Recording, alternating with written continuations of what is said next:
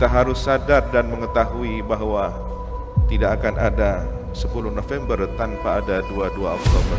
Fatwa resolusi jihad yang telah dikeluarkan oleh Hadratus Syekh Kiai Haji Hashim Asy'ari merupakan al-fadlu lil mubtadi wa in ahsanal muqtadi.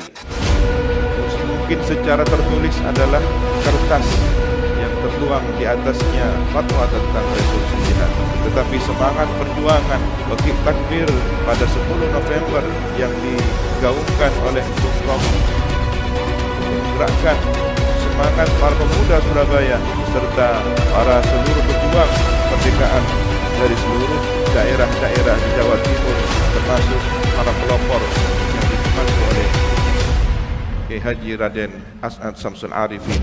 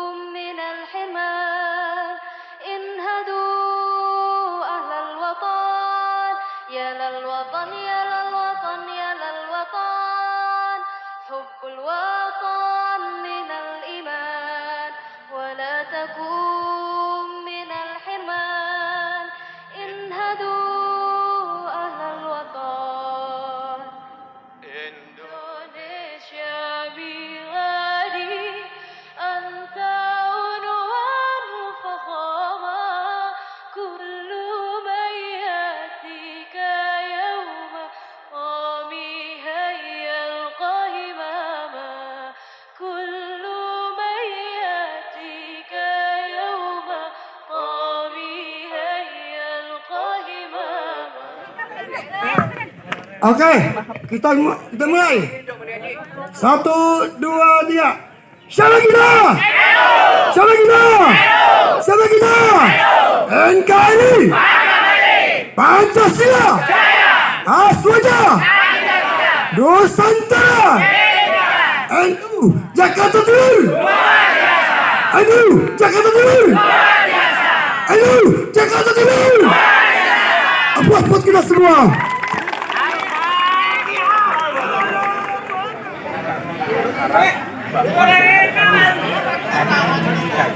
Ingin sekedar memberikan tanda bahwa kami siap untuk berkomunikasi membangun peradaban, membangun Indonesia, apa yang kegiatan sosial maupun pemerintahan umum. Dalam kehidupan ini dan juga kita tidak mencoba membantu masyarakat. Berharap di Jakarta Timur terus dengan pemerintahan terutama di Wali Jakarta Timur, semoga hari santri ini semakin terkokoh kerjasama antara PCNU dan juga pemerintah. Demikian dari saya, terima kasih. Terima kasih. Saya pamit dulu ya, Mas. Terima kasih.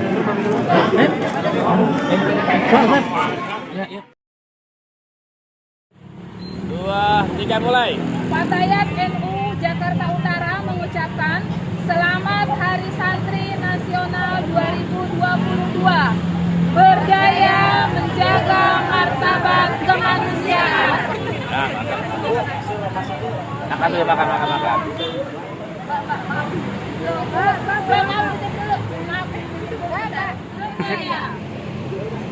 Oke.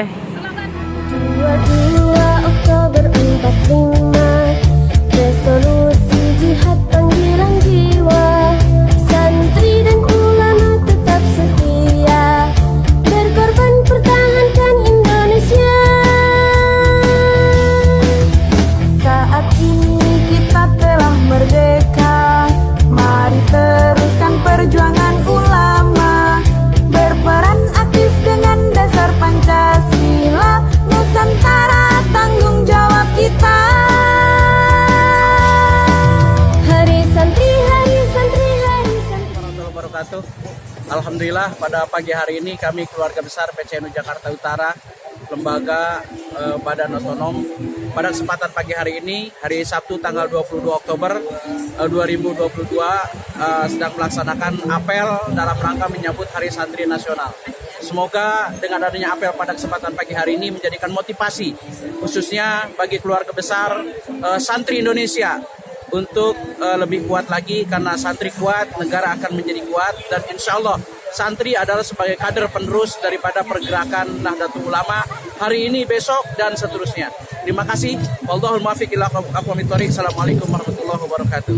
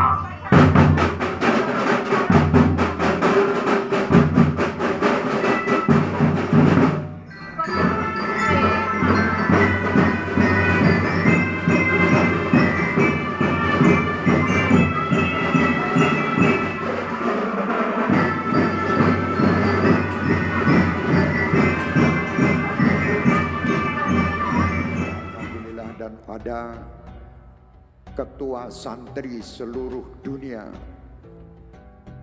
Bapak Kiai Haji Nusron Wahid,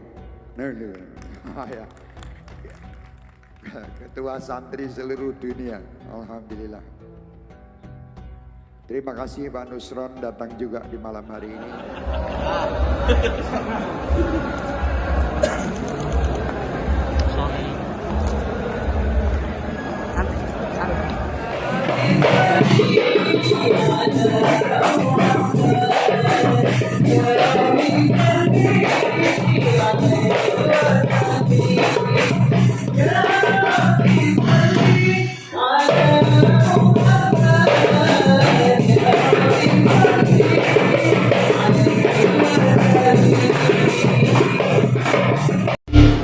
Bapak Ibu sedulurku kabeh, suatu ketika saya pernah keliling ke Kabupaten Banjarnegara. Di sana kami bertemu simbah-simbah. Setelah ngobrol ngalor ngidul, simbah itu tanya pada saya, "Mas, aslinya dari mana?" Saya jawab, "Saya lahir di lereng Gunung Lawu di Tawangmangu, Mbah. Tapi istri saya dari Kalijaran Purbalingga." Mendengar jawaban itu, simbahnya malah kaget dan bertanya lagi, "Kalijaran ini ngendile, sebelah mananya Mbah Hisam?" Lah, istri saya itu cucunya Mbah Hisam, Mbah.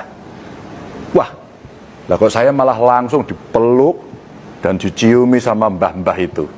Ternyata si mbah itu santrinya Mbah Hisam yang ada di Kalijaran. Saya jadi ingat Bapak Ibu, Gus Yassin itu pernah bilang, berapapun usia kita, kita tetaplah seorang santri. Adabnya santri itu akan selalu memberi hormat kepada kiai, meski kiainya sudah tidak ada. Setelah nyumi saya, si mbah itu cerita banyak tentang almarhum Mbah Hisam, termasuk bercerita bagaimana pondok pesantren Kalijaran itu dulu katanya dijadikan markas perjuangan di masa penjajahan. Bapak Ibu sedulurku kabeh, banyak sekali kiai yang terjun ke medan pertempuran di zaman penjajahan.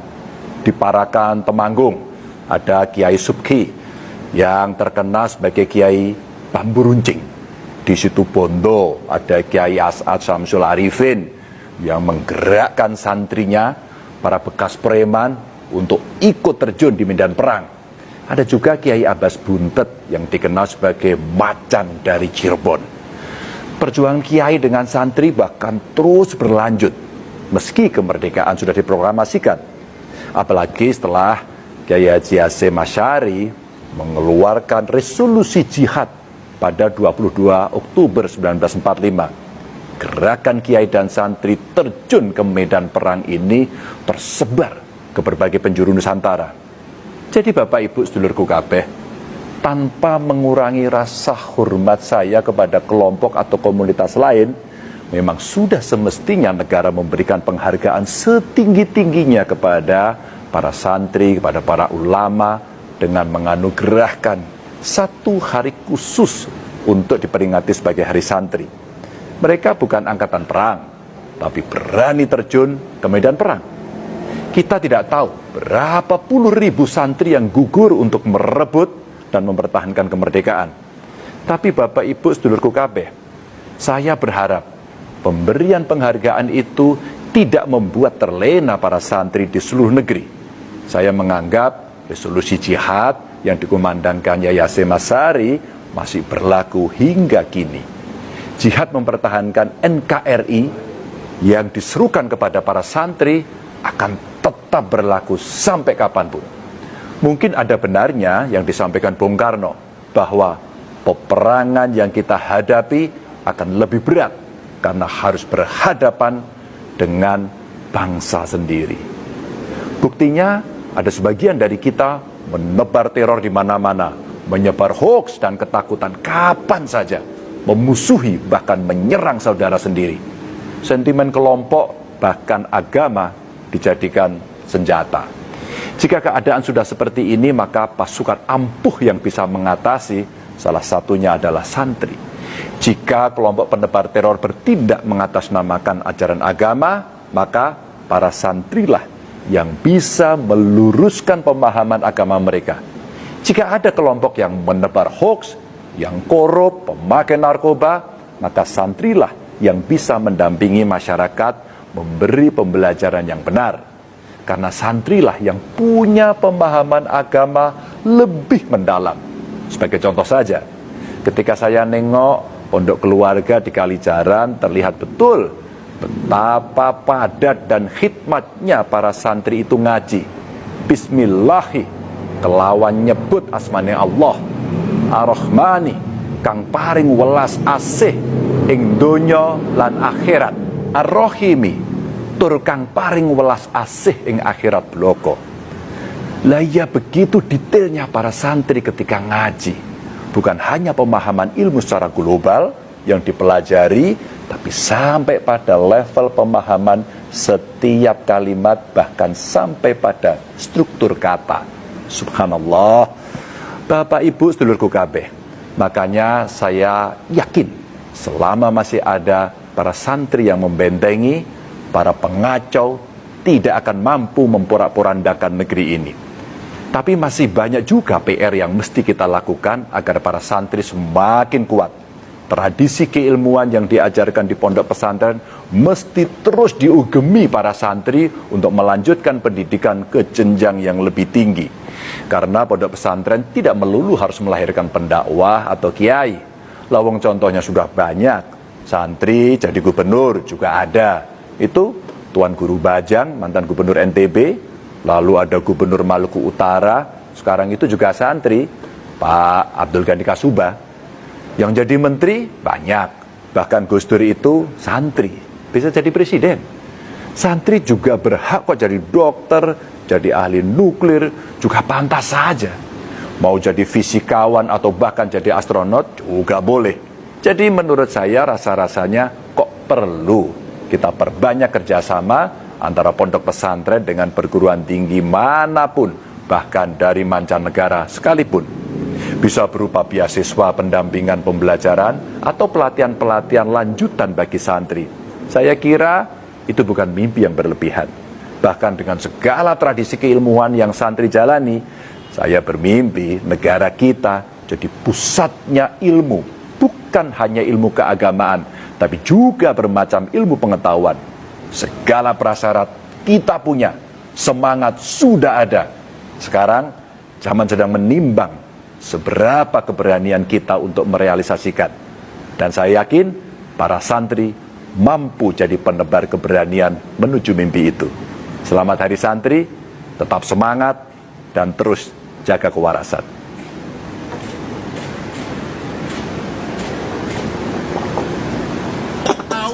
Baru umat Islam seluruh dunia, bukan Hari Santri, bukan. Jadi mana Hari Santri yang paling tepat?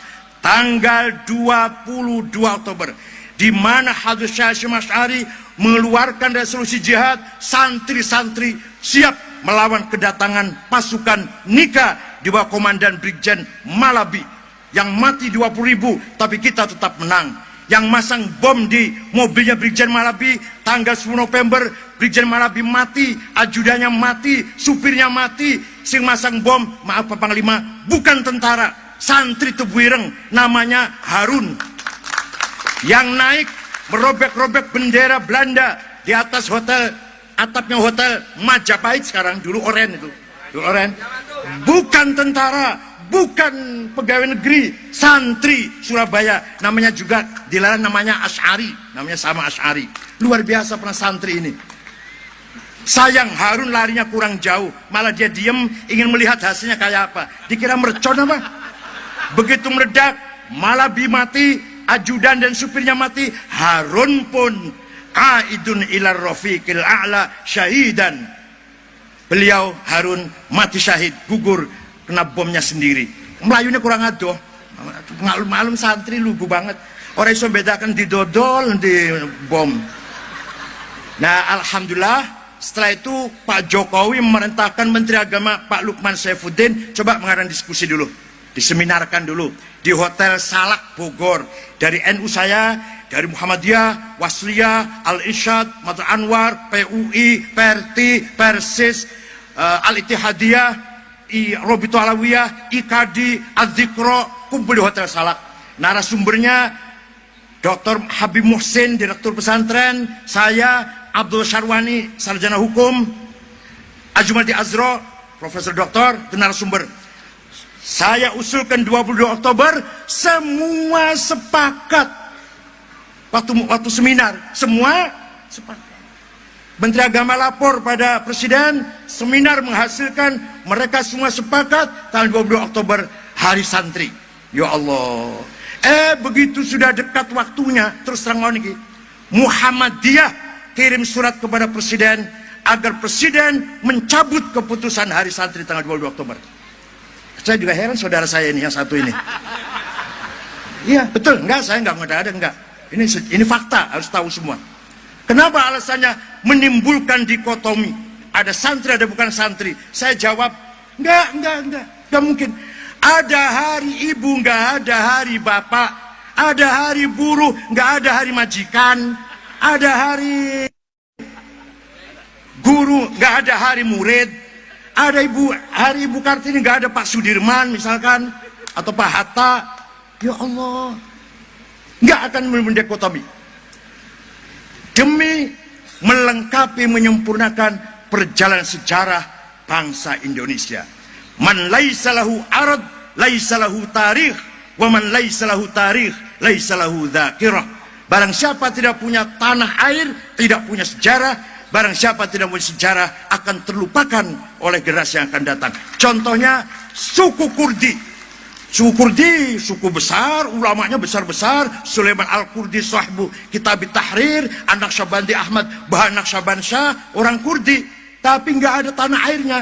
Sekarang hilang dari ingatan.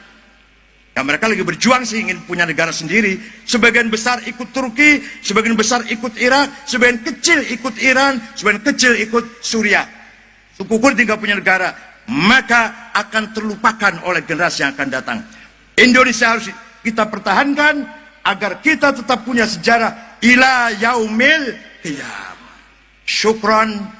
Dan alhamdulillah tadi di Monas 50.000 dihadiri Wakapolri. Kau tahu 50.000 dari mana? Bisnya kata polisi 1.000 bisnya itu. Satu bis 50, berarti 50 gampang aja. Tadi malam salawat naria saya di Lirboyo 40.000 ya. 40.000, santri aja 20, dari luar 20. Luar biasa. Kiai Ma'ruf Amin di Masjid Istiqlal bersama Menko Polhukam Pak Wiranto 5.000 lebih. Kemudian Kiai Ma'ruf Amin pagi tadi dengan Presiden di Banten merayakan Hari Santri. Saya dengan Wakapolri di Monas, Jakarta. Alhamdulillah dengan tetapkannya Hari Santri, maka sejarah perjalanan bangsa Indonesia menjadi utuh. Tidak ada yang kurang insya Allah. Dimulai dari tahun 22 Oktober tahun 2015. Dilalah, apa sih? Dilalah nomor surat SK Presiden nomor 22. Tanggal 2 Oktober tahun 2015, tanggal 9 Asyura. Masya Allah, hari mulia itu. Bintangnya 9, walinya 9, tanggal 9 Asyura, ketetapan hari santri tahun 2015. HP saya nomornya 999. Indonesia 9 huruf, Pancasila 9 huruf.